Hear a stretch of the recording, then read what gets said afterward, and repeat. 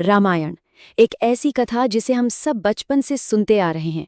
भगवान राम की पूरी जीवन यात्रा, उनका वनवास, रावण से युद्ध। हमें लगता है कि हमें पूरी कहानी पता है, लेकिन जरा रुकिए। आज के इस विश्लेषण में हम उन रहस्यों की बात करने वाले हैं जो मुख्यधारा की कहानियों में कहीं छिप कर रह गए हैं। कुछ ऐसे अनसुने सच जो आपको सोचने पर मजबूर कर देंगे। तो चलिए सबसे बुनियादी सवाल से शुरू करते हैं। अगर मैं पूछूं कि सबसे पहली रामायण किसने लिखी, तो जाहिर है आपके दिमाग में महर्षि वाल्मीकि का नाम आएगा। लेकिन सच तो ये है कि वाल्मीकि जी से भी बहुत पहले भगवान राम के सबसे बड़े भक्त खुद हनुमान जी ने रामायण लिखती थी। और वो भी किसी कागज पर नहीं, बल्कि बड़ी बड़ी चट्टानों पर। अपने ही नाखूनों से उन्होंने पत्थरों पर राम कथा उकेर दी थी, जिसे पाषाण रामायण कहा जाता है। आप देखिए, असली कहानी तो यहाँ से शुरू होती है। जब महर्षि वाल्मीकि ने हनुमान जी की इस पाषाण रामायण को देखा तो वो पूरी तरह निराश हो गए। उन्हें लगा कि भाई, हनुमान जी की इस भव्य रचना के सामने तो उनकी रामायण कुछ भी नहीं है। और जब हनुमान जी ने उनकी ये उदासी देखी तो एक सच्चे और निस्वार्थ भक्त की तरह बिना एक पल सोचे उन्होंने अपनी ही उस महान रचना को उठाकर समुद्र में फेंक दिया। ऐसा इसलिए ताकि दुनिया सिर्फ वाल्मीकि जी की रामायण पढ़े और उन्हें ही इसका पूरा श्रेय मिले। तो आज हम इसी तरह के कई और रहस्यों की परतों को खोलेंगे। हम रामायण से पहले के रहस्यों से शुरू करेंगे, फिर सीता स्वयंवर के अनसुने सच जानेंगे, वनवास काल की कुछ बेहद भावुक कहानियों पर बात करेंगे और अंत में लंका युद्ध की उन घटनाओं को देखेंगे जो शायद आपने कभी नहीं सुनी होंगी। चलिए कहानी के बिल्कुल शुरुआत में चलते हैं, उस समय में जब ये महान यात्रा शुरू भी नहीं हुई थी। हम सब जानते हैं कि भगवान राम श्री हरि विष्णु जी के अवतार हैं, ये तो सबको पता है। लेकिन क्या आपने कभी उनके भाइयों के बारे में सोचा है? लक्ष्मण जी को हम शेषनाग का अवतार मानते हैं, लेकिन भरत और शत्रुघ्न? प्राचीन स्रोतों के अनुसार भरत जी भगवान विष्णु के अजेय सुदर्शन चक्र का अवतार थे और शत्रुघ्न जी उनके पवित्र शंख के। मतलब ये पूरी की पूरी वंशावली ही ईश्वरीय शक्तियों का धरती पर साक्षात प्रकटीकरण थी। अब जरा इस गणित को समझिए। वाल्मीकि रामायण में कुल 24,000 श्लोक हैं। आपको लगेगा कि ये सिर्फ एक संख्या है, लेकिन नहीं। अगर आप रामायण के हर 1,000 श्लोकों के बाद आने वाले पहले अक्षर को लें तो उन सभी 24 अक्षरों को मिलाकर पवित्र गायत्री मंत्र बन जाता है ना कमाल? मतलब पूरी रामायण अपने आप में गायत्री मंत्र का ही एक विस्तृत और कथात्मक स्वरूप है। एक और दिलचस्प बात, राजा दशरथ के 4 पुत्रों को तो पूरी दुनिया जानती है, लेकिन बहुत कम लोगों को ये पता है कि राम जी की एक बड़ी बहन भी थी। उनका नाम था शांता। राजा दशरथ ने अपनी इस बेटी को अंग देश के राजा रोमपद को गोद दे दिया था। एक बार जब रोमपद के राज्य में भयंकर सूखा पड़ा तो शांता के पति श्रृंगी ऋषि ने एक विशेष यज्ञ किया और वहां बारिश करवाई। और आपको जानकर हैरानी होगी कि यही वो यज्ञ था जिसके बाद दशरथ जी ने श्रृंगी ऋषि से अपने लिए पुत्र कामेष्टि यज्ञ करवाया, जिसके फलस्वरूप चारों भाइयों का जन्म हुआ। अब आते हैं उस घटना पर जिसने रामायण की दिशा तय की, सीता स्वयंवर। जरा सोचिए, राजा जनक ने अपनी बेटी के लिए इतनी कठोर शर्त वाला स्वयंवर आखिर क्यों रखा? इसका एक बहुत ही खास कारण था। एक दिन राजा जनक ने देखा कि छोटी सी सीता मंदिर की सफाई करते हुए उस विशाल और भारी भरकम शिव धनुष को बड़ी आसानी से एक हाथ से उठा रही है। वही धनुष जिसे बड़े बड़े शूरवीर हिला तक नहीं पाते थे।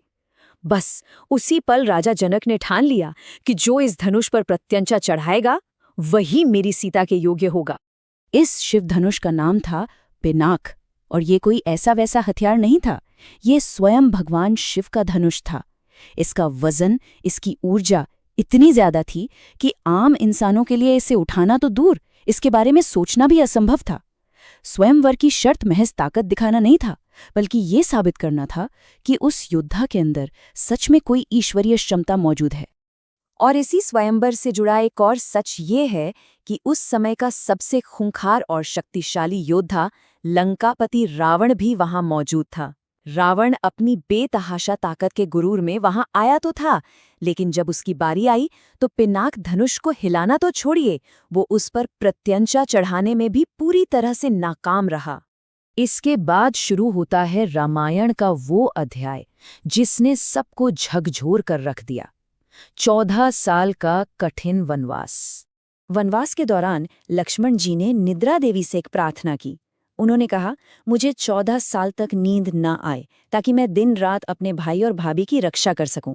निद्रा देवी मान तो गई, लेकिन प्रकृति का नियम है भाई, नींद का संतुलन तो बना रहना चाहिए। तो लक्ष्मण जी के हिस्से की नींद किसने ली? उनकी पत्नी उर्मिला ने। उर्मिला पूरे 14 साल तक राजमहल में सोती रहीं।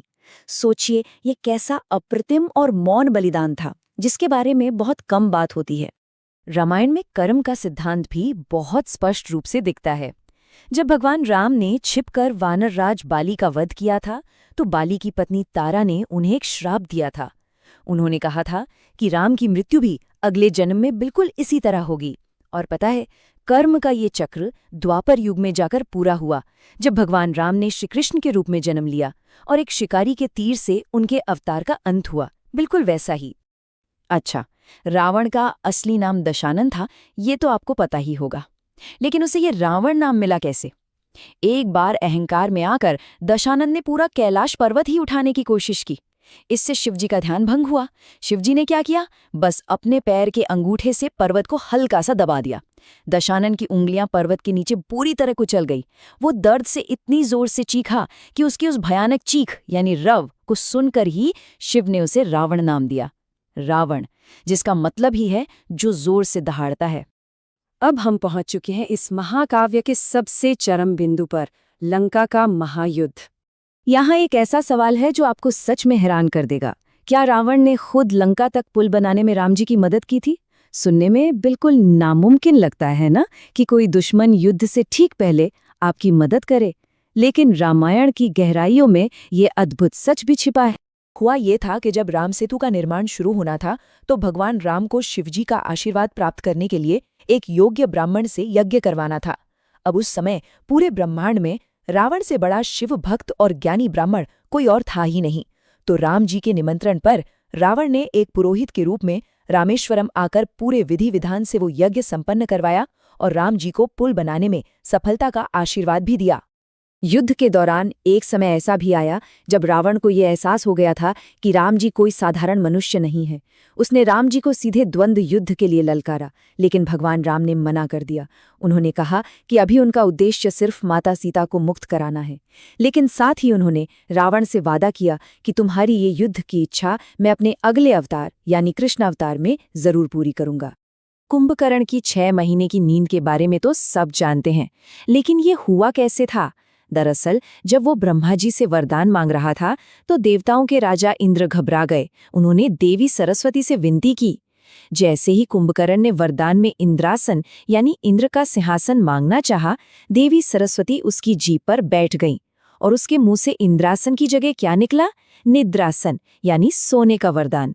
बस इसी वजह से उसे 6 महीने तक सोते रहने का श्राप मिला।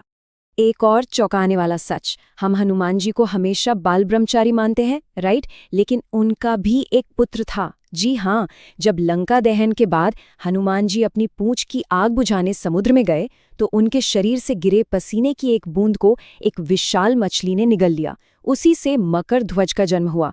मकर ध्वज इतना ज्यादा शक्तिशाली था कि बाद में उसे पाताल लोक के द्वार का रक्षक बनाया गया। और पाताल लोक से ही जुड़ी है पंचमुखी हनुमान की कहानी। जब रावण के भाई अहिरावण ने राम और लक्ष्मण का अपहरण कर उन्हें पाताल लोक में छिपा दिया, तो हनुमान जी उन्हें बचाने गए। अब अहिरावण को मारने का सिर्फ एक ही तरीका था, 5 अलग अलग दिशाओं में रखे 5 दीपकों को एक साथ बुझाना। तब हनुमान जी ने अपना दिव्य पंचमुखी रूप धारण किया। नरसिंह, गरुड़, आदिवरा, हयग्रीव और उनका अपना वानर मुख। इन 5 मुखों से उन्होंने एक साथ फूंक मारकर दीपक बुझाए और प्रभु राम की जान बचाई। तो देखा आपने, आज हमने रामायण के सिर्फ कुछ ही पन्ने पलटे हैं और हर पन्ने के पीछे एक नई चौंकाने वाली सच्चाई छिपी थी। ये हमें सोचने पर मजबूर करता है कि जिन कथाओं को हम इतना करीब से जानने का दावा करते हैं, वो अपने अंदर कितने रहस्यों का समंदर समेटे हुए हैं। जरा सोचिए, अगर सिर्फ एक महाकाव्य में इतनी सारी छिपी हुई कहानियां और इतने गहरे अर्थ हैं, तो हमारे प्राचीन ग्रंथों के इस अथाह सागर में अभी और कितने रहस्य उजागर होने का इंतजार कर रहे हैं। इसी सवाल के साथ मैं आपको यहीं छोड़े जाता हूं। इस विश्लेषण में हमारे साथ बने रहने के लिए आपका बहुत बहुत धन्यवाद।